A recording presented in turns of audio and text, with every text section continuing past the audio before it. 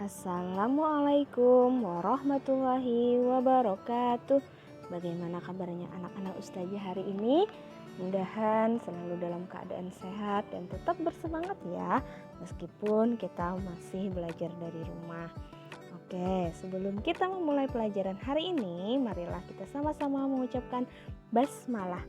Bismillahirrahmanirrahim.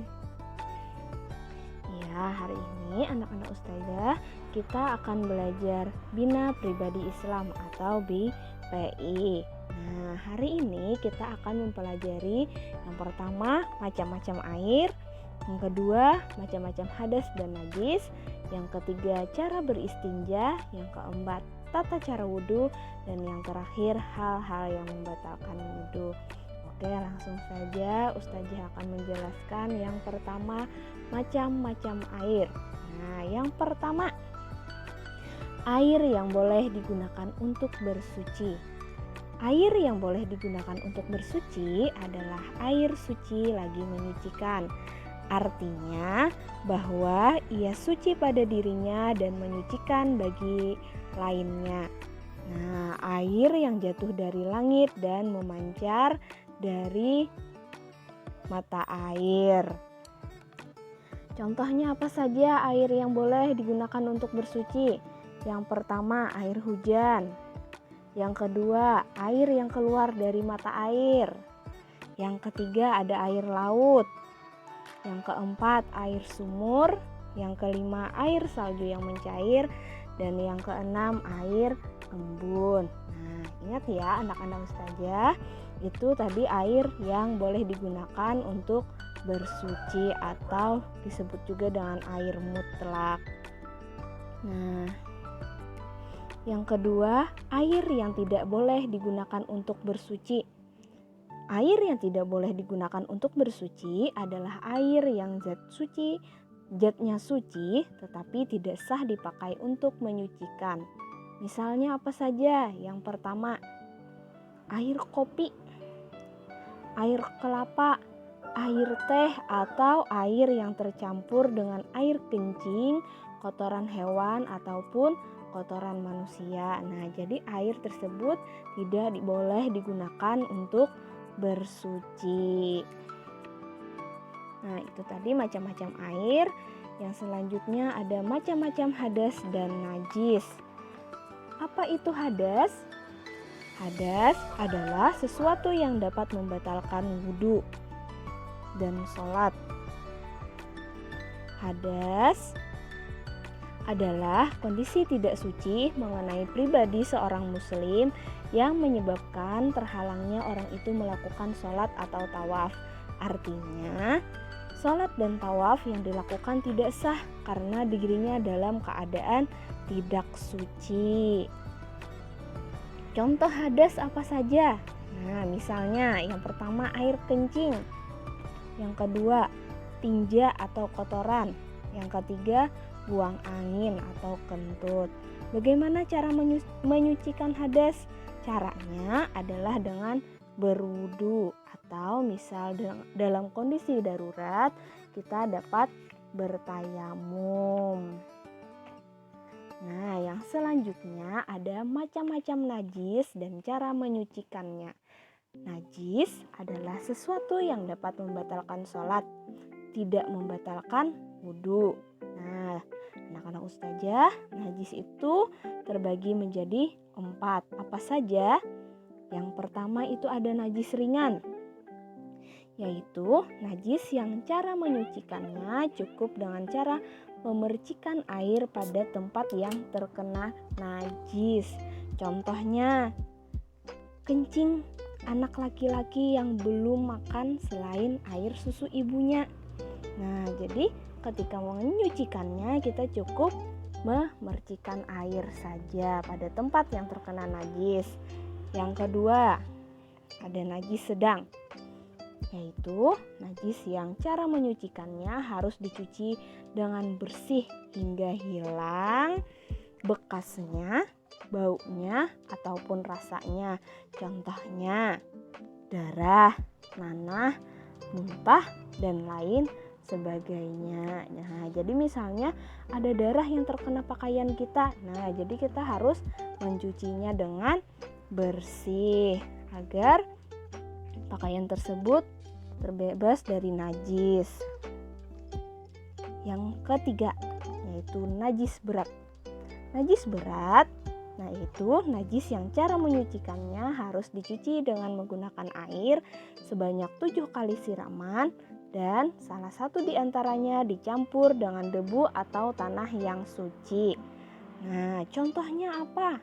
Contohnya misalnya pakaian atau bejana yang terkena jilatan anjing atau babi. Jadi cara menyucikannya harus menggunakan air sebanyak 7 kali siraman dan salah satu di antaranya harus dicampur dengan debu atau tanah yang suci.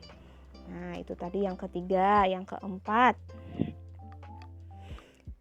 keempat adalah najis yang dimaafkan atau najis maf'u atau najis yang sulit dikenal. Nah, dapat dimaafkan meskipun ia tidak dicuci. Misalnya kaki atau ujung celana atau sarung yang basah dan tidak dapat diamati najis atau bukan. Nah, anak-anak ustazah, itu tadi adalah macam-macam najis. Yang selanjutnya materinya adalah cara beristinja. Nah, apakah anak-anak ustazah sudah pernah mendengar kata beristinja? Nah, kalau tidak tahu, simaklah penjelasan ustazah. Oke, agama kita Islam adalah agama yang mengajarkan kesempurnaan. Nah, karena setiap hal dijelaskan secara menyeluruh. Begitu pula dengan kebersihan atau kesucian. Kebersihan, ingat, adalah sebagian dari iman. Nah, seorang muslim apabila buang air kecil ataupun buang air besar, dia harus membersihkan tempat keluar kencing atau kotorannya. Nah, itu yang disebut dengan istinja. Jadi, istinja adalah menghilangkan kotoran dari anggota tubuh.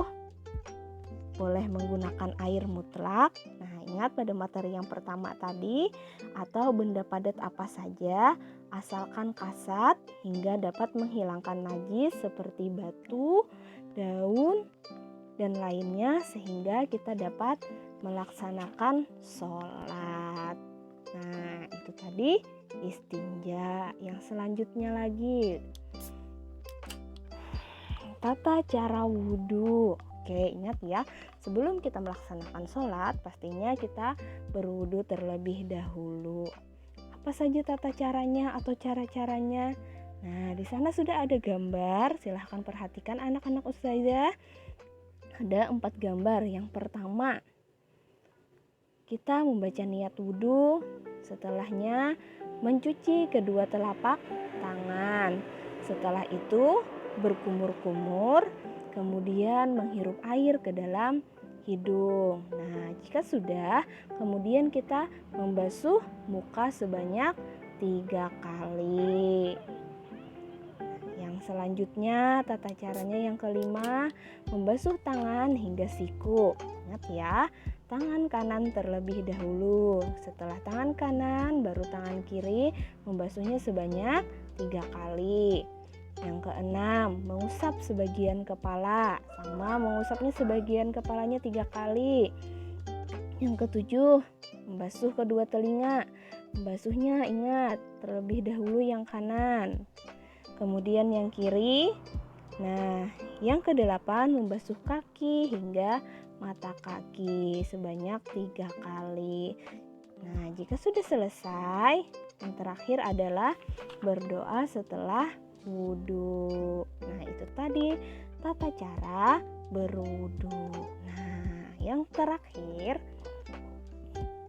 hal-hal yang membatalkan wudhu. Nah, jadi ada hal-hal yang membatalkan wudhu. Hal yang membatalkan wudhu itu adalah perkara-perkara yang apabila dilakukan seseorang akan menyebabkan batal wudhunya dan tidak sah sholatnya. Apa saja yang dapat membatalkan wudhu? Nah, diantaranya yang pertama, buang air kecil atau pipis. Yang kedua, buang air besar. Yang ketiga, buang angin atau kentut. Nah, yang keempat, bersentuhan kulit laki-laki dan perempuan yang bukan mahram dan sama-sama sudah balik atau dewasa. Dan yang terakhir, tidur. Nah, jadi ingat ya, ada 5 hal yang dapat membatalkan wudhu. Jika anak-anak ustazah batal wudhunya, maka harus berwudhu kembali. Oke, demikian materi kita hari ini. Sebelum kita mengakhirinya, marilah sama-sama kita mengucapkan hamdalah. Alhamdulillahi Rabbil Alamin. Assalamualaikum warahmatullahi wabarakatuh. Tetap semangat anak-anak ustazah.